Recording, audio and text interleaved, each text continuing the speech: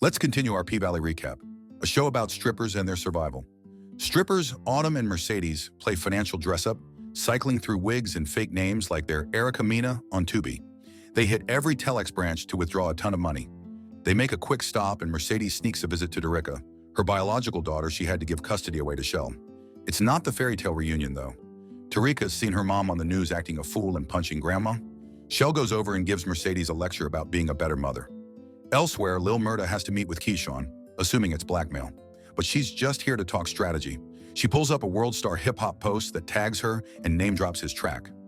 Murda's thrilled and wants to tell his manager, but Keshan wants him to let her run his brand now. They're both willing to do a lavender relationship to thrust themselves into stardom because Keshan knows Murda is thrusting into Clifford. Meanwhile, Uncle Clifford is stressing over the foreclosure of the strip club.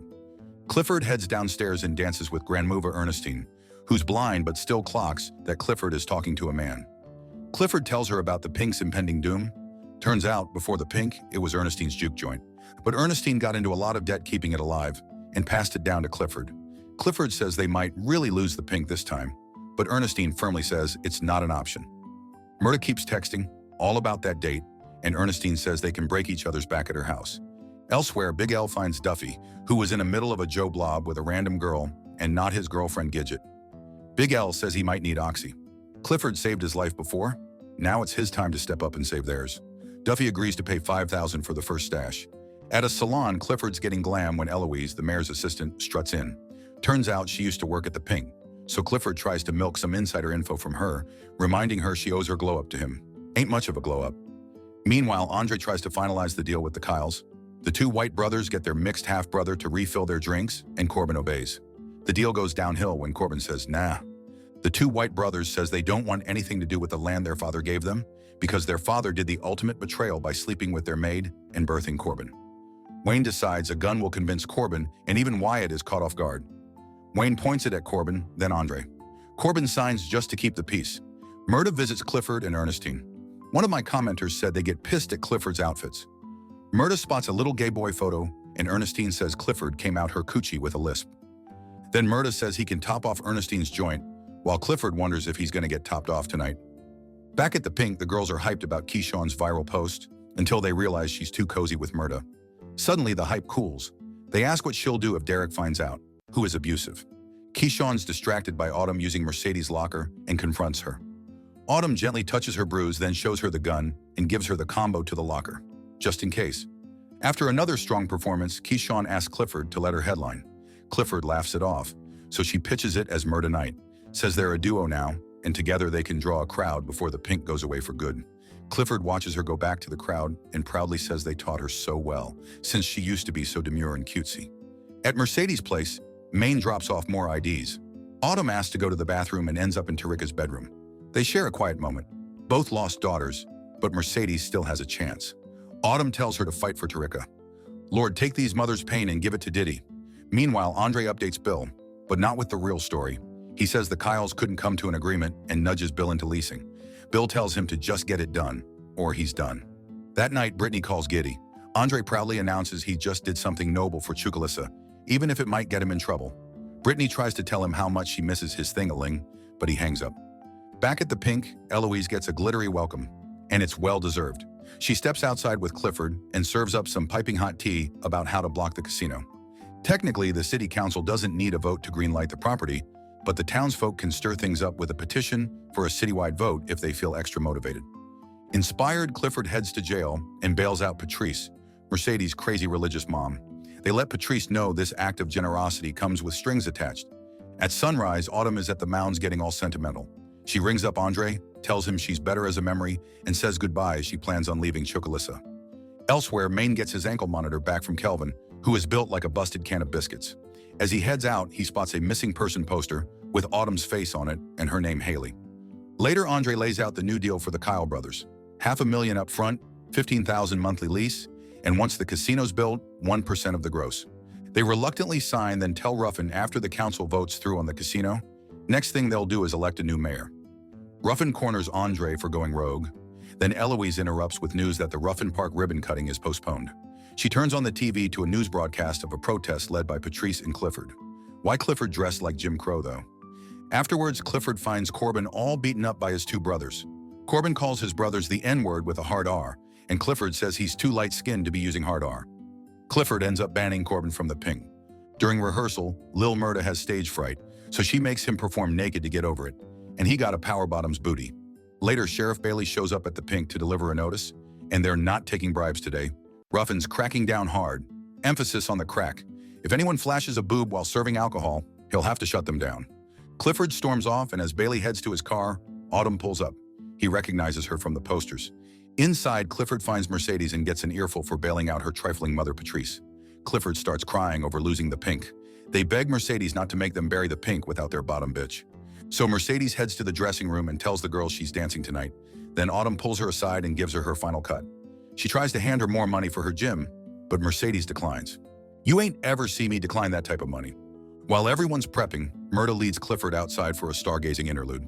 Clifford says there are no stars, but they come to a clearing where Clifford's car is decked out in lights like a dollar store planetarium. Things escalate, complete with Titanic hand on window. Meanwhile, the girls are worried about being unemployed tomorrow since the pink is getting shut down. They wonder if they can collect unemployment. Autumn shoots Andre a text for one last dance as Keshan steps out. Diamond joins her and gives her his necklace. But we all know she wants his pearl necklace. Just as they lean in for a kiss, Gidget explodes out of the club, fuming that her boyfriend Duffy's not coming. Out front, the parking lot's packed. Derek shows up and gets sent to the back of the line. Then Montavious rolls in. And finally, Andre, who is forced to sign the petition. No John Hancock, no hard cock. Out back, Murda's manager Waddy spots Clifford and Murda returning to the club. Gidget tells Derek he better not be hurting Keshan. But Derek threatens her, saying Keshan is never leaving his badly aged white Oz. Andre appears and they head to the champagne room. Autumn's in the middle of working her magic when his phone rings. He silences it, but it rings again. He answers, and it's Brittany, bitch. She's dropped by for a surprise visit. While Murda's getting dressed, Waddy ambushes him. He gets straight to the point. He knows Murda isn't. Waddy says, "Do whatever you want in the closet, just not in public." Andre rushes back to his place where Brittany is upset and suspicious. He insists there's no one to cheat with in Chuckalissa. He tells her to shut up and eats her roast beef sandwich. Back at the pink, Mercedes tries to charm Montavious. He brushes her off and says he's got eyes on someone else. Autumn. So Mercedes calls her over. By the time Autumn realizes who it is, it's too late. Mercedes tells her to take Montavious to the Paradise Room, and as they leave, Coach shows up. In the Paradise Room, Montavious lets Autumn know she didn't do a good enough job of shooting him. He's back and wants his money. He chokes her a bit, then lets go. She warns him there are cameras everywhere, so he makes her dance to keep up appearances. Outside, Clifford announces Murda and Keshan, who walk out like a power couple. Murda's living his dreams as the crowd starts singing along. Rome Caffey, an executive from Atlanta, arrives. Damn, he foine. But Waddy's worrying cause he seems more interested in Keshan than Murda. Derek's in the crowd, also interested. Meanwhile, Mercedes is entertaining Coach. She takes a shot at getting him to invest in her gym. He gets all in his feelings and wonders if he's just a walking wallet to her. She assures him no, but also, yes, I need me a cash piggy like this. He offers to do more than the gym. He wants to upgrade her whole life. River condo, skybox seats. His wife already knows about her anyway.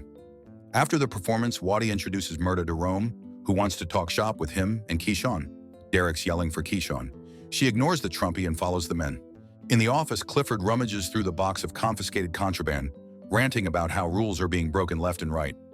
Big L points out that their bitches are breaking rules too. Clifford looks up. Autumn's just tossed her bra, hoping to get their attention. Clifford tells Big L to let Diamond handle it and storms off. Big L radios Diamond, who basically says, "Not it," because he's still dealing with other nonsense. Kelvin is next in line. The kid is clearly underage, but Diamond shrugs. It's the last night anyway. He lets him through and tells him to stay in school. Big L's about to head to the Paradise Room when Duffy texts. Priorities shift fast. Kelvin finds Mercedes and tells her maid made him deliver something about a Haley. He hands over a missing persons flyer. Mercedes sees the hand of the cropped out person and recognizes the ring. Mercedes tells Coach she'll need time to think about his charity. Right now, her new BFF needs saving. She bolts through the club and bangs on the office door, but no one's home. Big L's meeting up with Duffy, who's casually rolled in with a truckload of Oxy. Murda and Keshan are mid-chat with Rome, who goes on about how he needs authenticity and starts dangling fancy producers and a manager, basically saying, "No more Neva scared. Also, bye Waddy." Clifford walks in, but Murda pretends he doesn't know Clifford. Clifford pieces out, warning Keshan that one of her regulars is looking for her. Rome calls Clifford a bundle of sticks, so Keshan claps back, defending her boss and dropping lines that impress Rome as Murda mentally exits stage left. In the Paradise Room, Autumn's still putting on a fake show for Montavious, who lets her know he offed her guy who helped set up her accounts. He calls her his wife, but Autumn says he was married to his gang, not her. Then there's a knock on the door. Mercedes enters with complimentary champagne. Clifford heads to the office looking emotionally concussed and sees Autumn and Mercedes in the Paradise Room. Furious, he radios Diamond to go sort it out. Then Murda appears, all apologetic. Clifford reminds him that he was the one all about not keeping what they have a secret. Murda says he was just flexing to Rome. It's habit. Clifford says the Lamarcks he had the privilege of getting to know was ready, but this Lil Murda character is a rerun nobody asked for. Murda insists he wants to be ready. Clifford says great, let them know when. Until then, there's the door. Rome is still hyping all the deals he can line up for Keshan when Derek comes up and demands a word. For a moment, Keshan shuts him down, but she gets up and goes after him. Rome slips her his card on her way out. Rome admits to Wadi it's all about Keshan. Wadi says if Murda's not top priority, then he's out. Keshan finds Derek and tries to explain the whole manager situation. Derek grabs her and gives the usual threats. Diamond watches. Back in the Paradise Room, Montavious decides Mercedes can go. Mercedes says if Haley wants her gone, she'll go. But Haley is worried about her safety and tells her to leave. Mercedes pretends to agree, then breaks the bottle and lunges, but Montavious is too quick. PTSD hits Haley like a freight train. She promises to give back the money. She's been hiding it right here in the club. He gives her 5 minutes to get it. Haley slaps on her bra and bolts for the dressing room. She gets dressed in a panic and grabs the cash, but her gun is missing. As she makes a run for it, Montavious gives Mercedes the highlight reel, how Haley shot him and left him for dead, even after he raised her kid like his own. Outside, Murda hits the stage for one last number as Big L and Duffy offload their very illegal merchandise. Clifford radios for Big L, but Big L says he's in the office, which is news to Clifford, currently in the office. Diamond confronts Derek in the restroom and all hell breaks loose.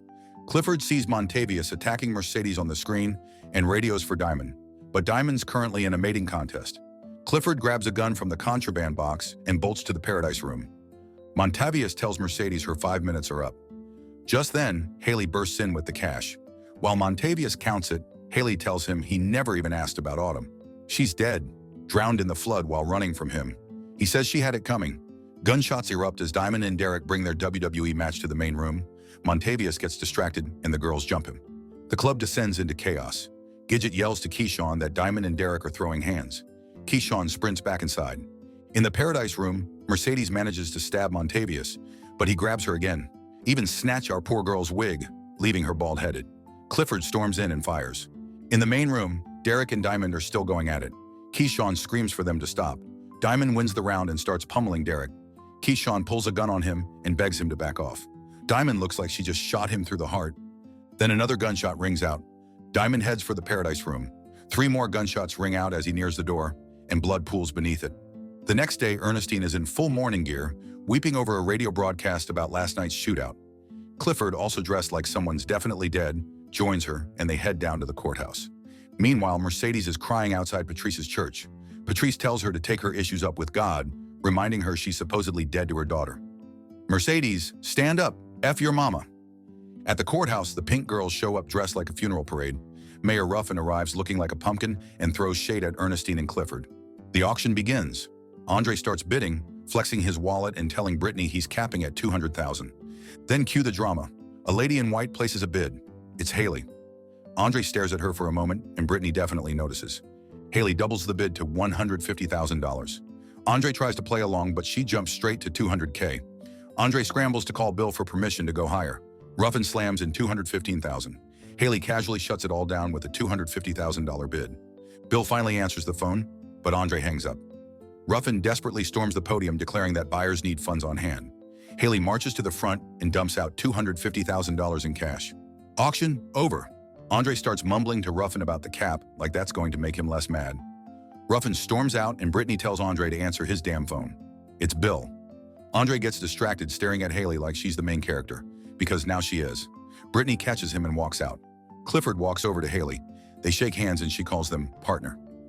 Back at the Pink, Clifford wants to know why Haley saved the place. She says she owed Clifford. Now it's Clifford's turn to owe her. Mercedes shows up looking like life chewed her up and spit her out, and Ernestine tries to lift her up.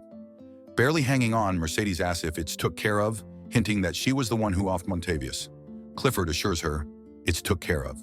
And Haley adds, "'Cause it's opening time at the Pink." And that is the end of Season 1 of P-Valley. I must say, I was pleasantly surprised by this TV show. Definitely better written and acted than Beauty in Black. What did you guys think of this show? Subscribe to watch more videos like this. Turn on notifications. And leave a like, it really helps the channel out. Thank you for watching.